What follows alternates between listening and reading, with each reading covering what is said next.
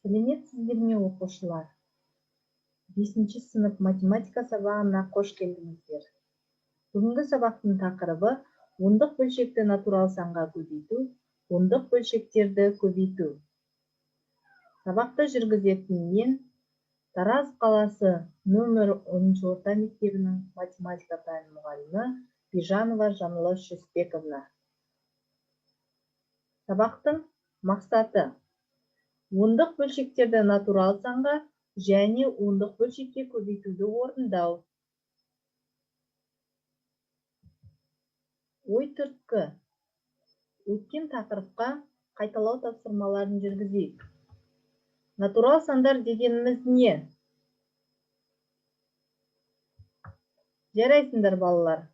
Заттарды санауға қолданылатын сандар натурал сандар деп аталады. Мысалы, бір алма, 2 ойыншық, 3 аю деген сияқты. Натурал сан 1-ден басталады және шексіз болады. Екінші сұрақ, ондық бөлшек дегеніміз не?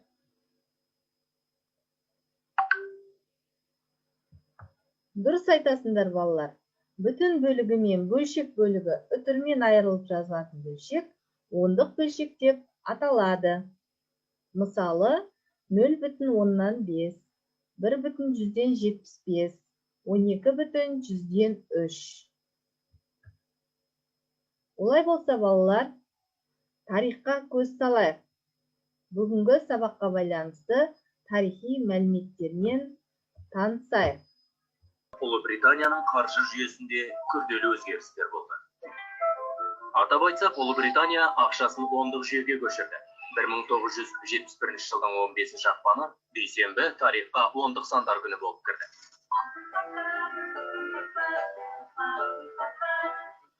Фунт, шиллинг, пенс сияқты ұғымдарға негізделген ескі жүйеден жаңа ондық жүйеге ауысу көпшілік үшін оңай болмады. It's something terrible. Why? You've got to be very clever to pick all this up. So if you see this in your change, it's worth a shilling. Well, they can just work out what the price is for me, take what I give to them and give me the correct change. This is worth 2 shillings. Well, it's not too bad. If I'm confused, I give them the 2 shillings and work it out from there. People I don't really think appreciate the difference between the old and the new values as yet. Ондық ақша жүйесіне дейін 1 фунт 20 шиллингке тең. Шиллинг 12 пенстен құралған. Пенстің өзі 2 жарты пенске бөлінді. Яғни, фунтты басқа номиналға айырбастау үшін күрделі санау амалдарын жасау қажет болады. Электронды калькулятор мен жедел санайтын машиналар пайда болғанға дейінгі жағдай қиын еді. Бірақ он санын негіз етіп алған ондық санау жүйесі есеп қисапты айтарлықтай оңайлатты. Ондық жүйедегі сандардың салмағы сол санның үтірден қалай тұрғанына қарай өзгереді. Ол бірлік, немесе жүздік сияқты үлкен мәндерге, немесе мыңдық бөлшектер сияқты кіші мәндерге ие бола алады. Егер ондық жүйедегі бір цифрды солға қарай жылжытсаңыз, сан 10 есе өсіп кетеді. Егер цифрды 2 орынға оңға жылжытсаңыз, сан 100 есе азаяды. Ұлыбританияның жаңа валютасы болған фунт 100 пенсте тұрады. Осылайша фунтты пенске айналдыру үшін жай сандар ғана қажет болды. Бұл жүйе ақша құнын оңай түсінуге жол ашты. Сол себепті әлемнің көптеген елдері ондық жүйеге негізделген валютаға көшті. 1971 жылдан бері өмірге көп жаңалық енді. Сол жаңалықтардың арасында ондық сандар күні де бар. Олай болса, балалар, видео сіздерге қызықты болды деп ойлаймын. Осыған байланысты ондық сандар жайлы не білдіңіз? Ондық сандар қалай пайда болды? Ондық сандарға қандай амал орындайтын боламыз? Сіз қалай ойлайсыз? Күнделікті өмірде ондық сандарды натурал сандарға көбейтудің қажеттілігі бар ма?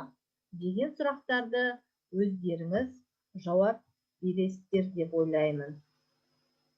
Атап айтатын болсақ, ондық сандар жүйесіне мына видеоның көріп болсаңдар, биылғы жыл 50 жыл толғалы болып отыр. Яғни бұл жарты ғасырға тең екен. Олай болатын болса, ондық бөлшектерді натурал санға көбейту ережесімен танысайық. Ондық бөлшекті натурал санға көбейту үшін үтірге назар аудармай, натурал сандарды көбейтуді орындау керек. Ондық бөлшекте үтірден кейін неше цифр тұрса, шыққан нәтижеде сонша цифрды оң жақтан үтірмен айырып бөлу керек. Мысалы, 1,183 пен 12-нің көбейтіндісін табайық. Көбейтіндінің мәні 21,196-ға тең екен. Назар аударайық балалар. Шыққан көбейтіндінің мәні берілген ондық бөлшек сияқты оң жағынан 2 орыннан соң үтірмен ажыратылған екен. Яғни 1,183-те үтірден кейін 2 орын тұрса, шыққан нәтижеде де 21,196-да үтірден кейін 2 орын тұр екен. Балалар. Олай болатын болса, келесі ережеге назар аударайық. Ондық бөлшектерді көбейту ережесі. Ондық бөлшектерді көбейту үшін үтірге назар аудармай, ондық бөлшектерді натурал сандар сияқты көбейту керек. Алынған көбейтіндінің оң жағынан 2 көбейткіштің үтірден кейін қанша цифры болса, сонша орыннан кейін үтір айыру қажет. Мысалы, 1,213 пен 2,4 сандарының көбейтіндісін алайық. Үтірге назар аудармай, 1213 пен 24-тің көбейтіндісін жазамыз. 29112 шығады екен. Енді бірінші көбейткіште үтірден кейін 3 орын, екінші көбейткіште үтірден кейін 1 орын бар. Яғни, біз шыққан нәтижені үтірден кейін 4 орын болатындай етіп қоюымыз керек. Оң жақтан санағанда 4 орын санаймыз. Яғни, 1,213 пен 2,4 сандарының көбейтіндісі 2,10,9112 шығады екен балалар. Назар аударыңыздар. Сандарды көбейту нәтижесінде оң жақтан санағанда үтір айыру үшін сандар жеткіліксіз болса, санның алдына қажетінше нөлдерді жазуға болады. Мысалы, 0,254 пен 0,103 сандарының көбейтіндісін тапсақ, 254-ті 3-ке көбейткенде 762 саны шығады. Бізде бірінші көбейткіште үтірден кейін 3 орын, екінші көбейткіште үтірден кейін 2 орын болғандықтан, үтірден кейін 5 орын болуы керек. Сондықтан да 762 санының алдына 3 нөлді өзіміз тіркейді екенбіз. Яғни, шешімі 0,100,762 шығады екен. Келесі нәрсеге назар аударайық балалар. Сандарды көбейту кезінде соңы нөлмен аяқталса, үтір айыру үшін 0 саналады. Бірақ жауабында жазылмайды. Мысалы, бөлменің ұзындығы 5 метр, ал ені 3,112 метр. Ауданын табыңыз. Шешуі 5 пен 312-нің көбейтіндісі 1560 болады екен. Үтірден кейін 2 орын болғандықтан көбейтіндіде нәтижесі 15,160 шығады. Бірақ біз соңғы нөлді жазбайды екенбіз. Сондықтан да Жауабы бөлменің ауданы 15,6 метр квадрат болады екен. Олай болса, балалар, берілген мәліметтерді пайдалана отырып, қатені табайық. Оқушы ондық бөлшекті натурал санға көбейту амалын орындағанда қате жіберді. Қай өрнекте қате бар?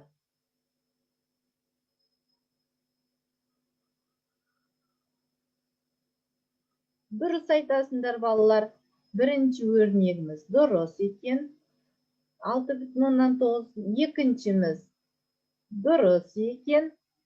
Үшінші өрнегіміз дұрыс екен.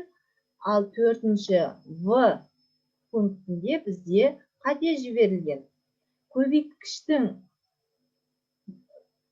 1,5 үтірден кейін бір орын болатын болса, көбейтіндінің мәнінде де үтірден кейін бір орын болу керек. Яғни біздің есептің шешімі 7,5-ке тең болу керек. Жарайсыңдар, балалар. Тапсырма. Пілдің орташа өмір сүру уақыты 60 жыл. Ал ең ұзақ өмір сүру ұзақтығы одан 1,5 есе артық. Пілдің ең ұзақ өмір сүру уақытын табыңыз. Балалар, төмендегі дескриптор бойынша есепті шығарамыз. Яғни, натурал сандарды көбейтуді орындайсыңдар. Натурал санға ондық бөлшекті көбейту ережесін қолданасыздар.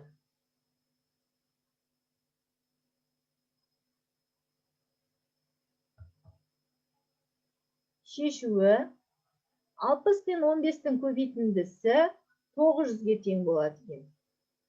Бізге есептің берілгенде 1,5 екенін ескерсек, онда бір үтір қайырамыз. Яғни 60 пен 1,5-тің көбейтіндісі 90-ға тең екен. Жауабы, пілдің ең ұзақ өмір сүру уақыты 90 жылды құрайды екен, я балалар. Олай болса, жеке жұмыс орындайық. 629 бен 51 сандарының көбейтіндісі 32,079 болатынын ескеріп, тапсырманы орындау керек. Ол үшін дескрипторды орындасаңыздар болады. Натурал сандарды көбейту орындалып тұр. Натурал санға ондық бөлшектерді көбейту ережесін қолданасыздар. Ондық бөлшектерді көбейту ережесін қолданасыздар.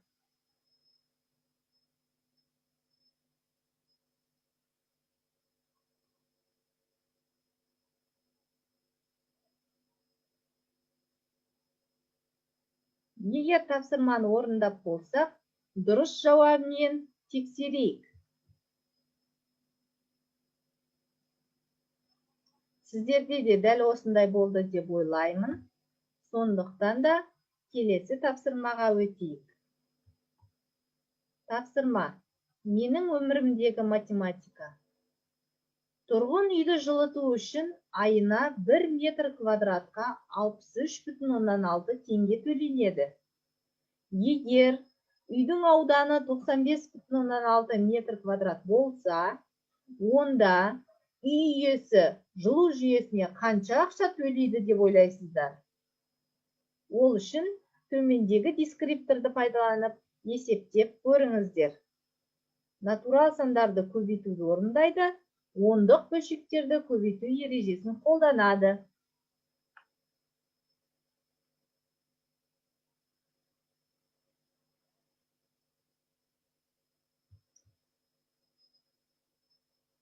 Орындаған тапсырмаларыңызды төмендегі мәліметтер бойынша тексерсеңіздер болады.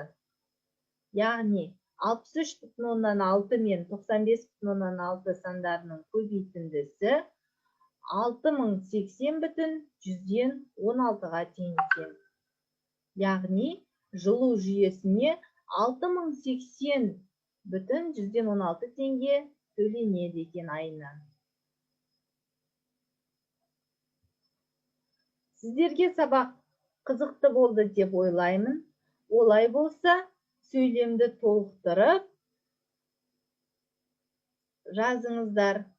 Мен енді істей аламын, қызықты болды, қиын болды, сабақ маған өмір үшін деп жалғастырып жазыңыздар. Сабақ сіздерге ұнады деп ойлаймын. Назар аударғандарыңызға рахмет. Сау болыңыздар.